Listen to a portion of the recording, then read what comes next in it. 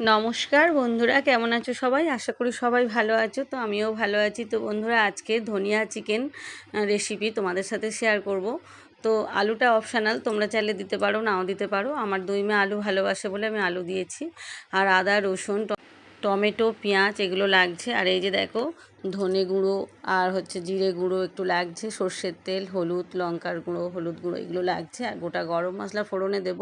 আর কাঁচা লঙ্কা একটু বেশি করে দেব। কাঁচা লঙ্কার তরকারিটাই বেশি একটু সবুজ সবুজ মতো হবে আর কি, মানে খুব একটা লাল লাল কিন্তু হবে না, ঝোলটা একটু সাদা সাদা মতোই হবে। তো দেখো, প্রথমে তেলের মধ্যে আমি গোটা গরম মশলা দিলাম, দিয়ে আমি পেঁয়াজ কুচি আর এই যে টমেটো কুচিটাকে আমি এর মধ্যে অ্যাড করে দিলাম। দিয়ে বেশ ভালো করে কিন্তু আমি এটাকে কষিয়ে নেব। বেশ যতক্ষণ না নরম হয়ে যায় এটা আমি কষিয়ে নেব। আলুটাকে তো ভেজে তুলে রাখলাম, হলুদ গুঁড়ো দিয়ে একটু ভেজে নিয়েছিলাম। তো এবার দেখো, এর মধ্যে আমি এই যে পেঁয়াজ আর টমেটোটা বেশ ভালো রকম কষানো হয়ে গেলে এর মধ্যে আমি রসুন বাটা দিয়ে দিলাম। রসুনটা যখন আমি বাটি তার মধ্যে একটা পেঁয়াজও একটু কুচিয়ে দিয়েছিলাম। তো রসুন আর পেঁয়াজ বাটা সেটা আমি এর মধ্যে অ্যাড করে দিলাম। দিয়ে বেশ ভালো করে আমি মশলাটাকে কষিয়ে নেব। আজ কিন্তু একটু অন্য পদ্ধতিতে করেছি চিকেনটা, কারণ ধনিয়া চিকেন একটু আলাদা রকমই হয়।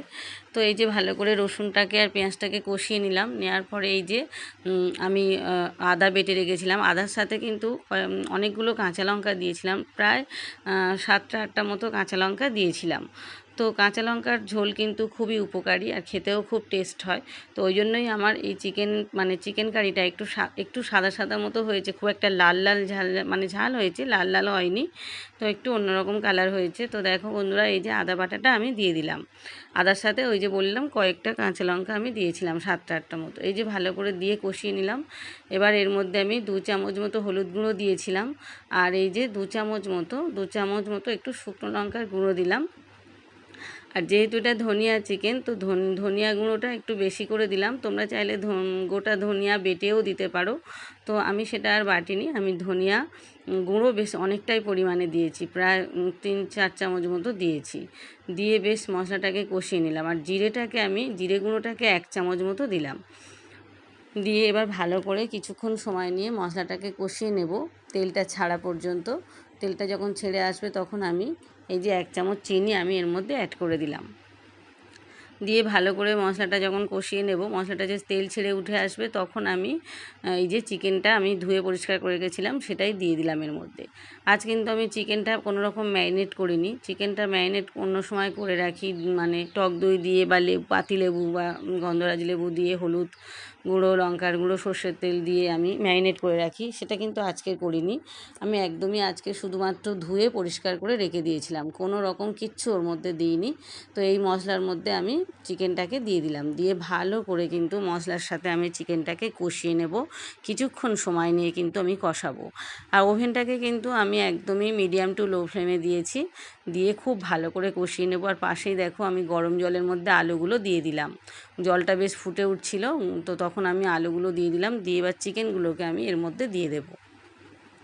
চিকেনগুলো কষানো কিন্তু আমার হয়ে গিয়েছে, অনেকক্ষণ ধরে আমি কষাচ্ছিলাম। তো চিকেনগুলোকে এবার এর মধ্যে আমি জলের মধ্যে অ্যাড করে দেবো। তো জলটা তোমরা পরিমাণ মতো বুঝে শুনে দেবে। আমি যেহেতু দুপুরে মাংসর ঝোল দিয়ে ভাত খাওয়ার ব্যাপার আছে, তো সেই জন্য আমি একটু জলের পরিমাণ বেশি দিয়েছি। তোমরা যদি মাখো মাখো খেতে চাও তো জলের পরিমাণটা আর একটু কম দেবে। তো এই যে লবণটাও পরিমাণ মতো দিয়ে দিলাম। দিয়ে এবার আমি এটাকে ঢাকা দিয়ে রেখে দেবো, সিদ্ধ হওয়ার জন্য একটু টাইম দেবো। তো দেখো বন্ধুরা, আমার কিন্তু আজকের মাংসের ঝোলটা কিন্তু খুব লাল লাল হয়নি, কারণ আমি কাঁচা লঙ্কা বেশি দিয়েছি, শুকনো লঙ্কার গুঁড়ো খুবই কম দিয়েছি।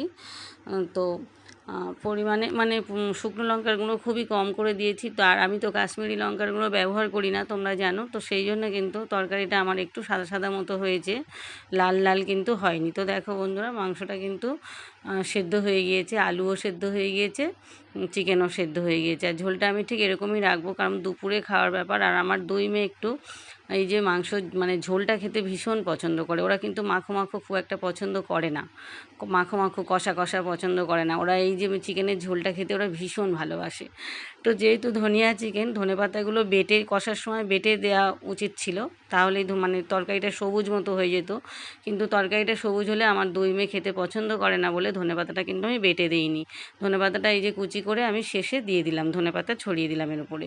কিন্তু এই ধনেপাতাটা যখন আমি চিকেনটাকে কষাই, তখন যদি ধনেপাতাটা আমি বেটে দিতাম, এই তরকারির কালারটা কিন্তু পুরো সবুজ হয়ে যেত। তো সেটাই আমি করিনি। সেটা করলে পুরোই মানে ধনিয়া চিকেন মানেই কিন্তু সবুজ মতোই একটু হয়, ধনেপাতাটা বেটে দিতে হয়। তো আমার দুই মেয়ে যেহেতু সবুজ মাংস তরকারি খেতে পছন্দ করে না, তো সেই জন্য আমার এই রাস্তা অবলম্বন করতে হলো। আমি শেষের দিকে এই যে ধনেপাতাগুলো কুচি করে এই যে ওপর থেকে ছড়িয়ে দিলাম, আর গরম মশলার গুঁড়ো ওপরে ছড়িয়ে দিলাম, দিয়ে এবার আমি ঝোলটাকে নামিয়ে নেব। আমার কিন্তু ঝোলটা পুরো কমপ্লিট হয়ে গিয়েছে। তো দেখো একটু সাদা সাদা কালার হয়েছে, খুব লাল লাল কিন্তু হয়নি, কারণ কাঁচা লঙ্কা বেশি পড়েছে তো তাই জন্যে। তো আমি তো কাশ্মীরি লঙ্কার গুঁড়ো ব্যবহার করি না, তো যার জন্য ঝোলটা কিন্তু লাল লাল হয়নি। তো যাই হোক, এই ঝোলটার কিন্তু উপকারিতা খুবই। তো তোমরা এইভাবে একবার হলেও করে দেখতে পারো, ভীষণ সুন্দর খেতে হয়। তো বন্ধুরা সবাই ভালো থেকো, সুস্থ থেকো, সাবধানে থেকো।